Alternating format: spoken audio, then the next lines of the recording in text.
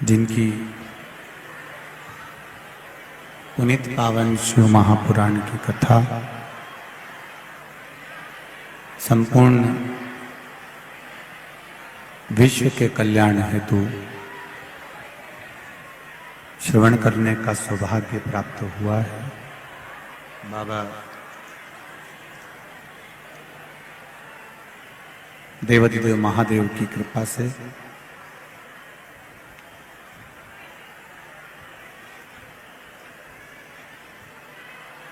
भगवान भूत भावन भूतेश्वर भगवान शिव जो संपूर्ण विश्व का कल्याण करने वाले हैं, ऐसे देवाधिदेव महादेव की पावन शिव महापुराण की कथा श्रवण करने का सौभाग्य, पावन कथा का आयोजन सभी के कल्याण हेतु किया जा रहा है। बड़े भाग्यशाली हैं आप और हम जो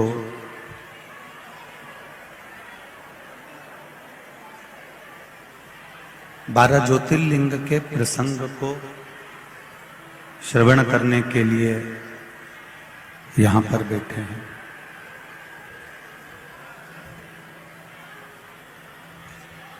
और जब तक प्रभु की कृपा नहीं होती, करुणा नहीं होती, तब तक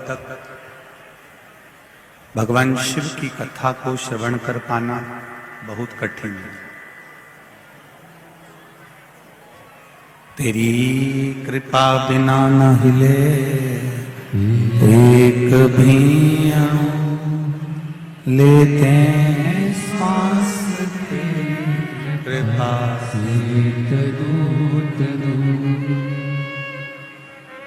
बखान क्या करूं मैं राखों के ढेर का, चपटी बबूल में खजाना कुबेर का।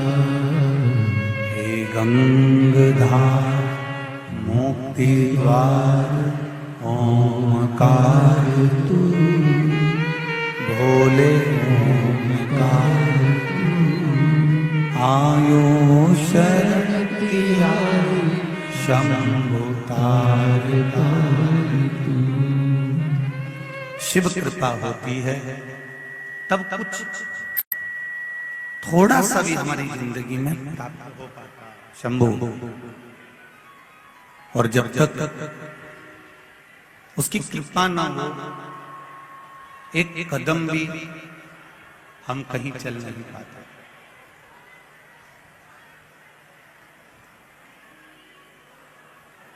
कहीं परमात्मा की कृपा, शिव कृपा हुई, जो आप और हम भगवान देवाधिदेव महादेव की ये पावन कथा को श्रवण करने के लिए विराजमान हुए। कथा मंडप में विराजमान सभी विद्वान अपने घर बैठकर इंदौर की पवित्र पावन भूमि से, माहिल्या की गोद से शिव महापुराण की कथा को श्रवण कर अपने जीवन को धन्य बना।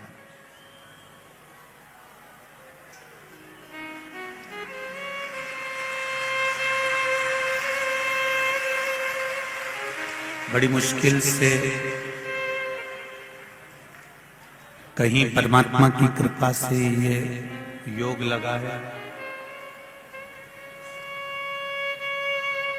जो इंदौर में एक नंबर में कथा श्रवण करने का सुख प्राप्त हो रहा है। चोंगे जैसी आवाज आ रही है तो थोड़ी ठीक लगा।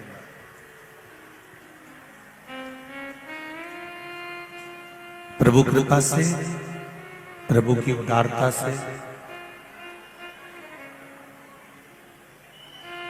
इस आत्मा और परमात्मा के मिलन का एक बिंदु शिव तत्व है।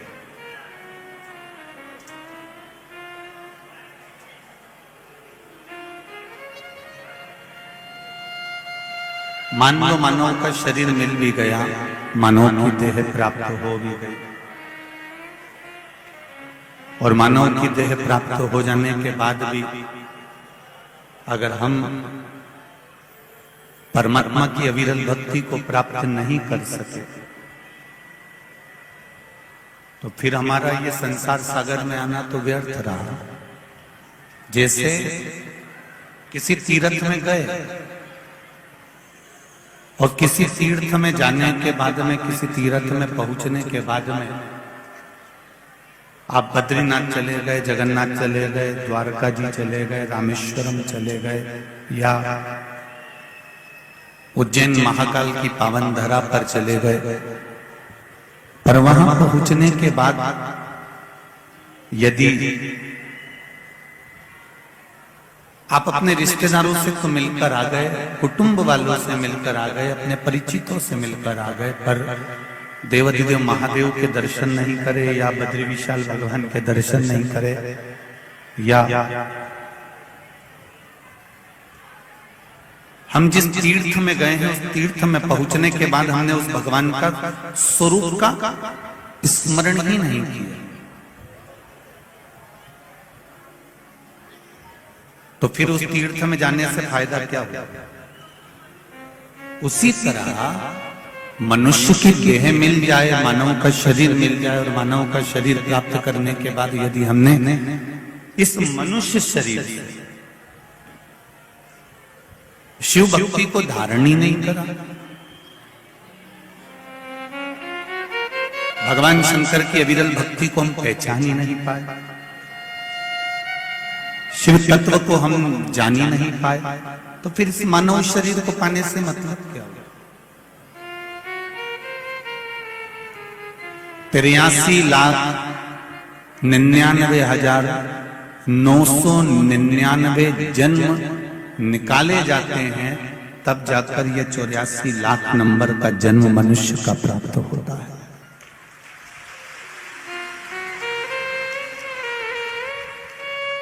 तिरासी लाख 99,999 जन्म निकलने के बाद यह मानव का शरीर मिला है।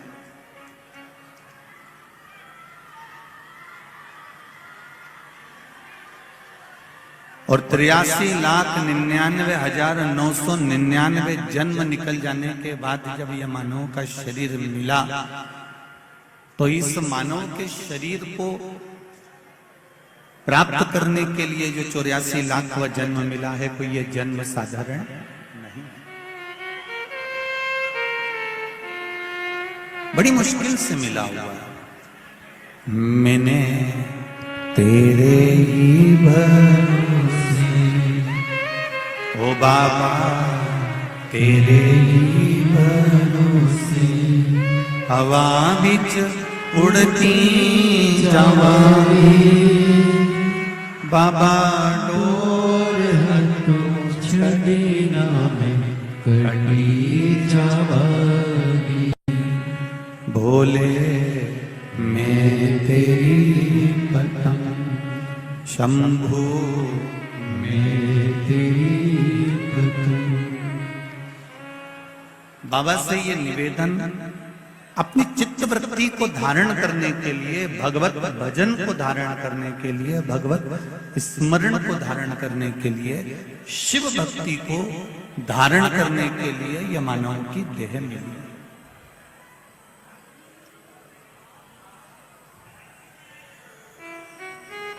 और यदि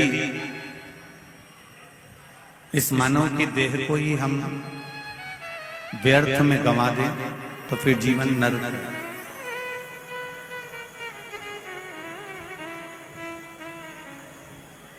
पूरी जिंदगी निकल जाती है मनुष्य की यह जानने के लिए कि हमारा जन्म क्यों हुआ है।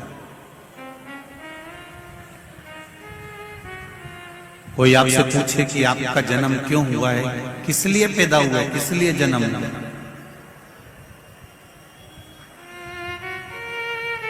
आपके और हमारे जन्म का कारण क्या है? क्यों मृत्यु लोक में आ गए? क्यों जमीन पर जन्म हो गया? क्यों पृथ्वी पर आ गया?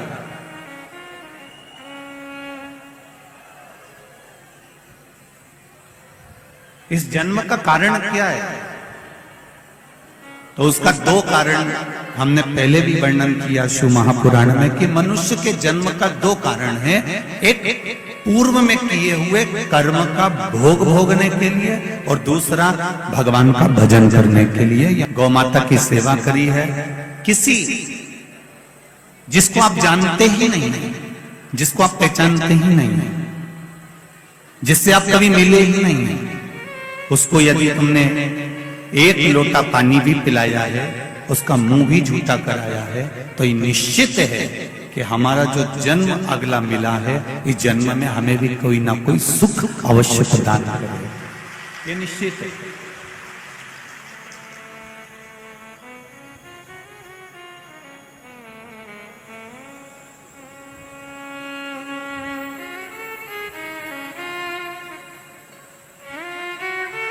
ये जो सास और बहू के जो रिश्ते होते हैं, देवरानी और जेठानी के जो रिश्ते होते हैं, कुटुंब और परिवार के जो संबंध होते हैं, रिश्ते होते हैं, शिव महापुराण की कथा कहती है ये जो रिश्ते बनते हैं ये हमारे पूर्व के कर्म के अनुसार बनते हैं।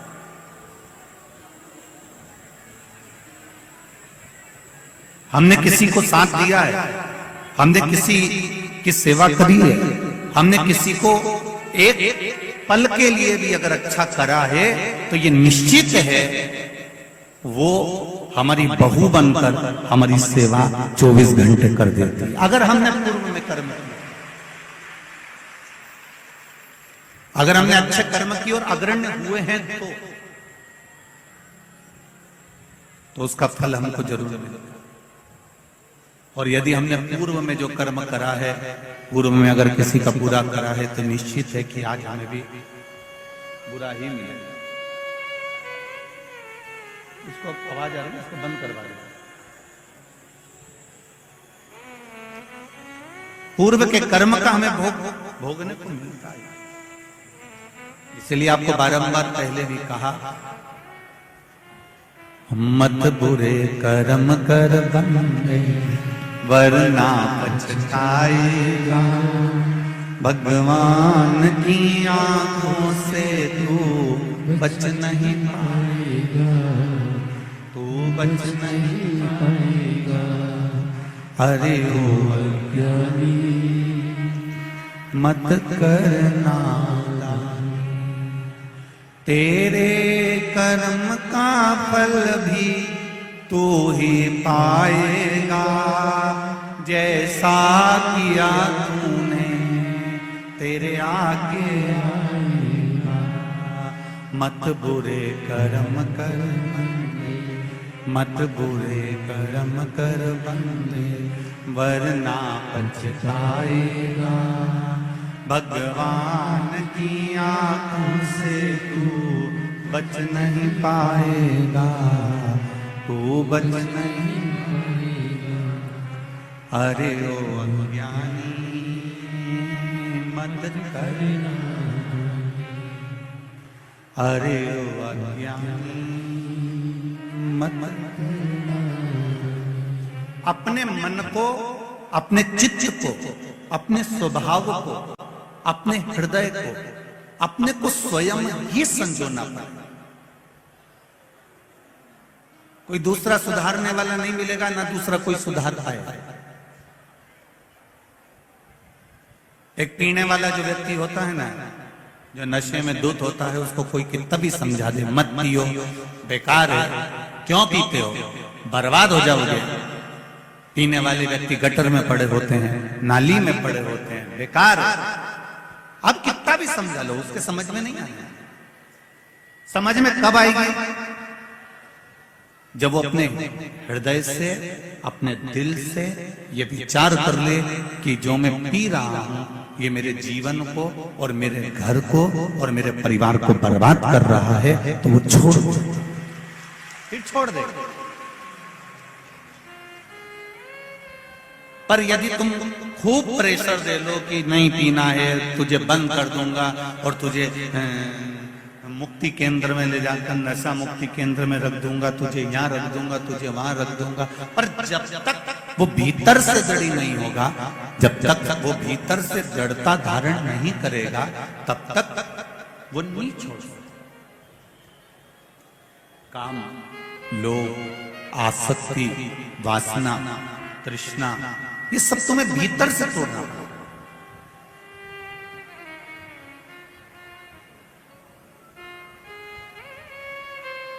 अभी कथा में आए हो, 2 बजे कथा चालू हुई, तुम सुबह 8 बजे से कंगी पार्टी कर पूरा के तैयार मैयार हो हुआ के और पहुंच गए। अब सुबह 8-9 बजे से तुम तैयार हो के कथा में बैठे। कितनी पहले से तैयारी करी, तब जाकर 2 बजे कथा चालू हुई, 5 बजे विराम हो जाएगी, आप अपने अपने घर को चले जाएंगे, रात्रि सोएंगे, सवेरे उठ के फिर तैयारी चालू हो जाएगी। और किसी किसी ने तो कथा चालू भी नहीं हुई थी, उससे पहले तैयारी कर ली थी कि मैं तो कथा में जाऊंगी, बाकी का रसोई घर तू देख लेना। किसी ने कर ली। कोई चतुर थे तो उन्होंने पहले से तैयारी करके रख ली कि देखो अब मुझे जाना है, दिवाली आती है हम पहले से तैयारी कर लेते हैं, होली आती है हम पहले से तैयारी कर लेते हैं, ब्याह आता है हम पहले से तैयारी कर लेते हैं, नाना नानी छोरा छोरी की शादी आई, ब्याह आया, जन्मदिन आया, तो हमने पहले से तैयारी।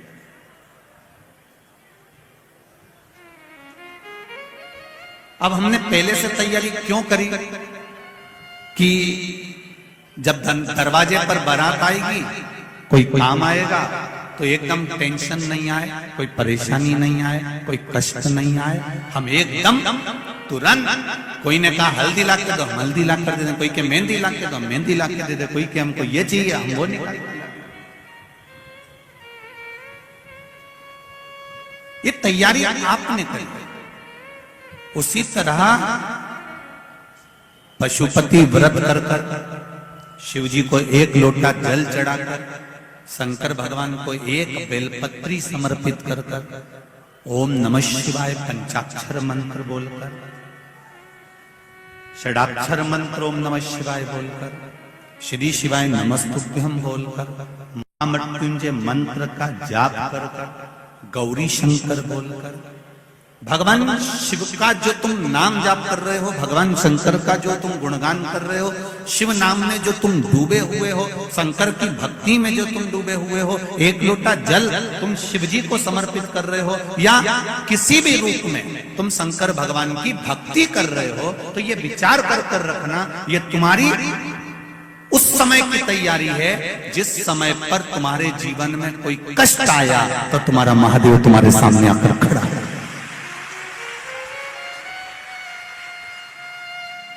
तुम्हारे जीवन में अगर थोड़ा सा भी कष्ट आया तो महादेव सामने आ गया।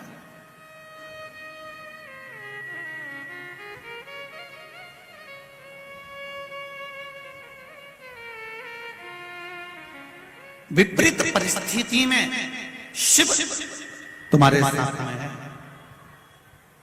एक पत्र आया है, देखिए, एक भी लेते हैं श्वास तेरी कृपा से तनु, आपका चित्त। उन्होंने पशुपतिनाथ का व्रत किया, शिव जी का 1 लोटा जल चढ़ाया, भगवान शंकर को समर्पित करा। और एक निवेदन आप सबसे, जल तो चढ़ाना पर छल से मत चढ़ाना। अगर छल कर कर किसी का हमें बुरा करना है तो हमने जल चढ़ा दिया, या मेरे घर में मेरे को इसका बुरा करना है तो जल चढ़ा दिया, या मन में कोई कपट रखकर, कोई पाप रखकर, कोई छल रखकर, कोई बेईमानी रखकर, कोई भीतर प्रपंच रखकर यदि हम शिव जी को 1 लोटा जल भी चढ़ा रहे हैं तो उसकी कोई महत्वता नहीं। निष्कपट भाव, निर्मल मन से, निर्मल हृदय से आप शिव जी को रिझाइए।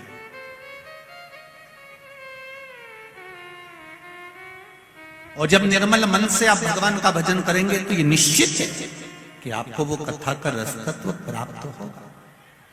आज शुक्ला परिवार विधायक श्री संजय जी शुक्ला जी की जो मित्र मंडली कथा करा रही है,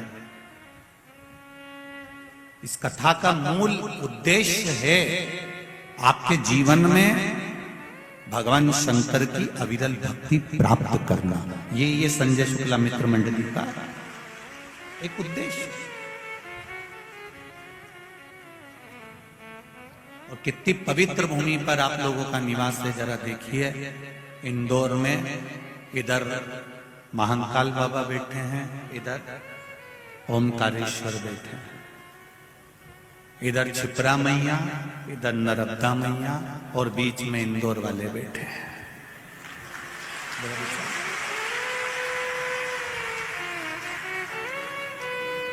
हम सब दूर कहते हैं, आपने हमारी कथा में भी कई बार सुना होगा कि दुनिया में भोजन और भजन का अगर कहीं सुख है तो वो इंदौर की पवित्र धरा पर है।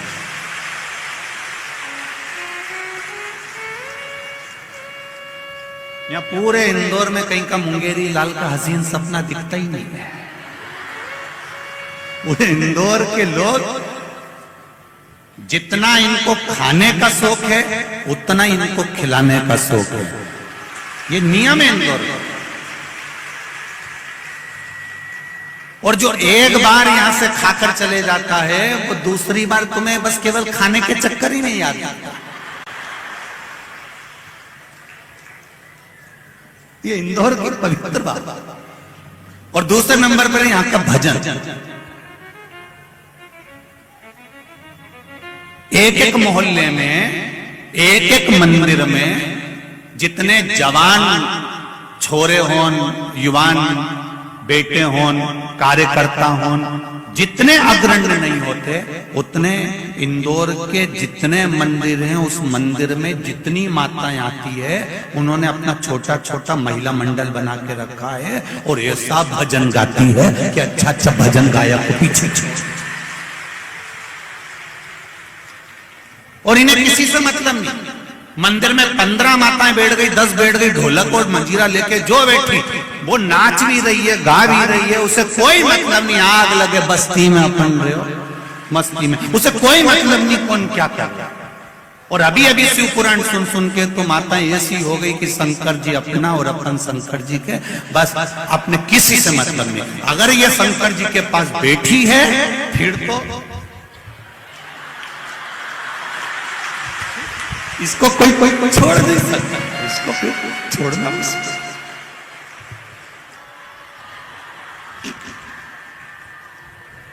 कई जेंट्स लोग आग भी दिखा। अच्छा ये देख लेगी कि यहां खड़ा है तो भी कई फर्क नहीं पड़ेगी, कोई फर्क नहीं। आग लगे बस्ती में अपन मस्ती में। इनको लगता है मेरे महादेव मेरी जागीर है तो शंकर जी भी कहते हैं मेरी जागीर मेरा भक्त है। ये निश्चित तो कोई मतलब। भजन और भोजन का जो सुख है मेरे इंदौर के निवासी खिलाना भी जानते हैं और खाना भी जानते हैं और भजन में ऐसे डूबते हैं, ऐसे डूबते हैं मेरे इंदौर वासी भजन में। कोई इनके भजन का स्मरण तो करे, कोई इनकी भक्ति का स्मरण तो करे।